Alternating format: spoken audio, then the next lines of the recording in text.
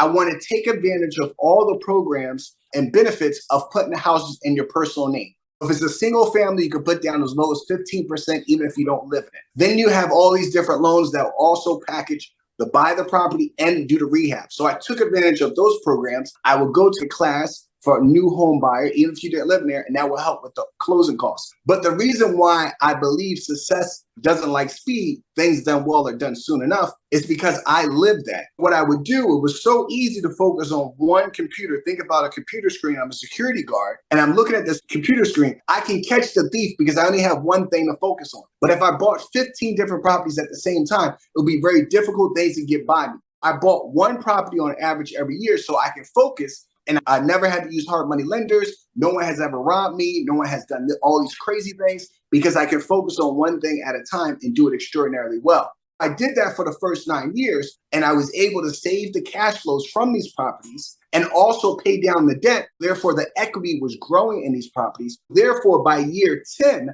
I'm able to start putting large down payments to buy apartment buildings. That's why in 2019, I had 9 houses, 9 rental units. Then by 2019, I had 35 rental units because I had that saved, that cash up, and I also had the equity I could borrow against. And then 2020, I was able to buy even more larger properties because your cash flows are going up and your equity in the properties have increased. Therefore, your net worth also. That's how I was able to build my portfolio. But the meantime is that first I was able to build that track record. All that time sending money to the banks, learning how to do cash out refis, always doing extraordinarily well on every single deal because I took my time. That convinced the bank and other professionals to say, hey, KAYR is really good at this. He's not jumping around doing different things. He's really focused on building out his real estate skills. The track record came and then the relationships came. I leveraged the 3 R's, which is your track record,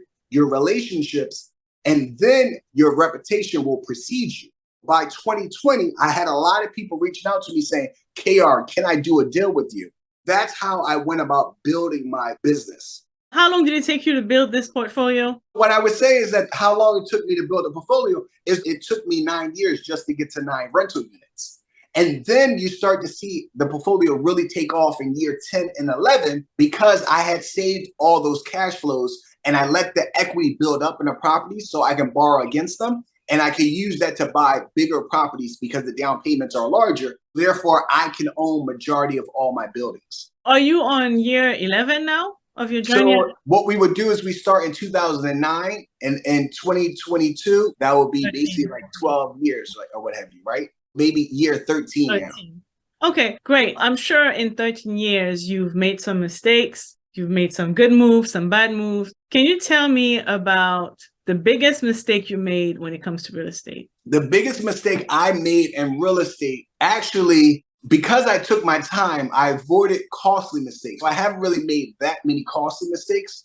The biggest mistake I made probably was taking a risk on my family members. And I'm okay with that. When I bought my first apartment building, my 6 unit, I called my brother up and I was telling him to get his real estate license. So he finally got it. And he said, what are you talking about? Get real estate. I said, look, you're going to be my agent on this $360,000 deal. It was a 5-6 unit apartment building in 2019. He said, what? I just got into real estate. I don't know how to do that. Actually, I wound up losing $10,000 because he did something incorrectly. That was my biggest mistake in real estate. But I still work with him. He's still deeply involved in my business. But that was my biggest loss in real estate. You've been investing in real estate for 13 years. Can you tell me one of the biggest lessons you learned since starting? I think the biggest thing I've learned since starting investing in real estate is to run your own race. Mm-hmm. Do not let someone tell you got to go faster, you got to go bigger, run your own race. Because people were telling me, KAYR, you've been doing this for almost 10 years. Why you only got 9 properties? Well, that's mad slow. And you're supposed to be smart. What's going on? I don't understand.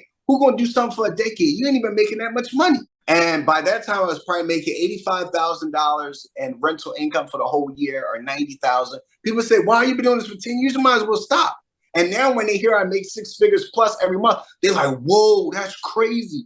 Because you were just making only $85,000 a year when we talked to you in 2018. Now you're talking about 2020, you're making over 6 figures every month. I said, because I ran my own race. I didn't let anybody pressure me to do hard money lenders. I didn't let anybody pressure me to start doing different things because I'm a buy and hold guy. I never flipped property. I didn't do new construction. Just run your own race. That's the best advice I can give. I love that. You retired early? Yes.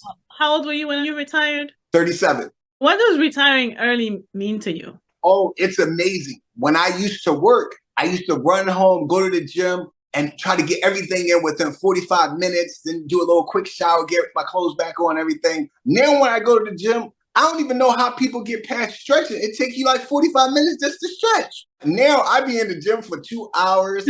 I go on a walk for like 2 hours, and I spend time thinking. I spend time with my thoughts. So I'm trying to figure out 2 or 3 things that I can do to improve my business or to have a larger impact on society about my legacy. I get to be more creative, and I get to not be forced and pressured to do everything so fast. That's the way I see retirement. Is not that you don't do anything. It's that you get to do what you want to do when you want to do it. That's the biggest difference. Last year, I went to Jamaica. I went to Dominican Republic. I went to Mexico. I traveled to go see my friends around the country. I could do whatever I want when I want. That is just that freedom that is so amazing. Do you invest outside of real estate? Yes, I do. I do invest outside of real estate. I have several $100,000 invested. I should push my names since I'm no longer a licensed stockbroker, so I can push my name. Amazon, I love them. Apple, I love them. Go get you some. Yeah, I own several $100,000 and some real estate name and stocks like Apple, Amazon. I think I own like 200,000 in Amazon. I own stocks as well, and also some index funds. How did your views about wealth change? How has it changed since you started on your wealth building journey?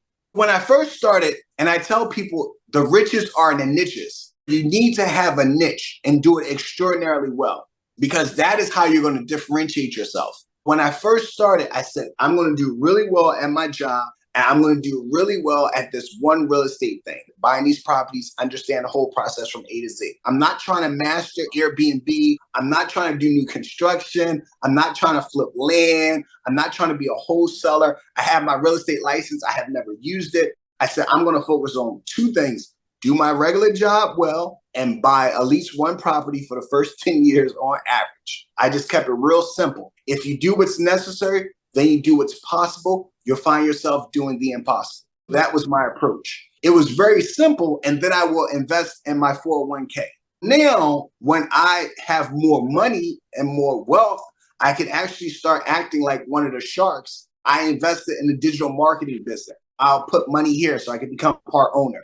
I'll invest in another type of business. Now I get to invest in different businesses, but I also get to do different things, whether it's starting like a land under my property management company, start doing landscaping, start doing a light rehabs. Then you can start exploring different verticals. I can also think about writing a book. I get to be more creative in terms of how I spread my wealth, because now I can take on a little bit more risk versus in the beginning, I was very narrowly focused. What does transformational wealth mean to you?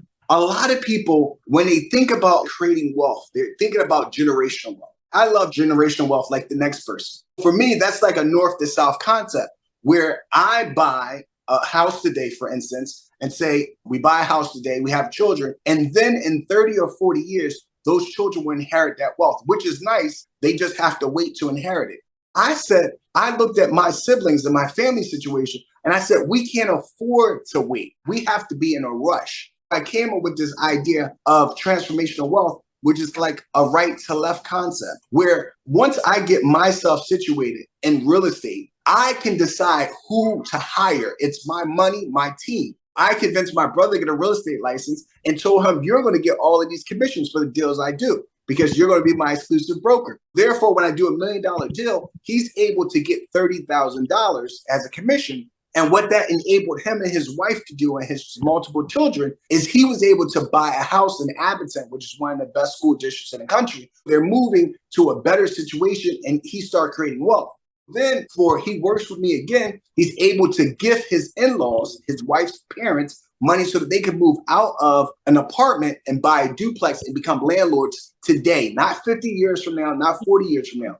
Also, because these are my LLCs, I can give my family members equity. They don't even have to put any money in it. It's my LLC. So I therefore can say, you get 5% ownership, you get 1, you get 3. Therefore, when they work for me, they're not only saying, oh, I got a commission, they get to say, I actually own that property. So when my brother takes his children on a tour or what have you, he can say, look, I not only helped Uncle KR buy that, I'm actually part owner of that building. And now his children who are young can say, wow, my dad, before he didn't even own no real estate, now he owns a 5-apartment building. Oh my goodness, like my dad, he's younger than Uncle KR. He's still in his 30s. He's killing it. I want to be able to transform people's lives today, whether it's my stepmom who's 75 that works for me. I gave her equity in my LLC. She's never owned a company before. I also hired my aunt to do the cleaning. My brother's father-in-law, he helps with landscaping. Transformational wealth is pretty much how can we transform our lives today, not 50 years from now. How can we use our resources, especially 1 or 2 family members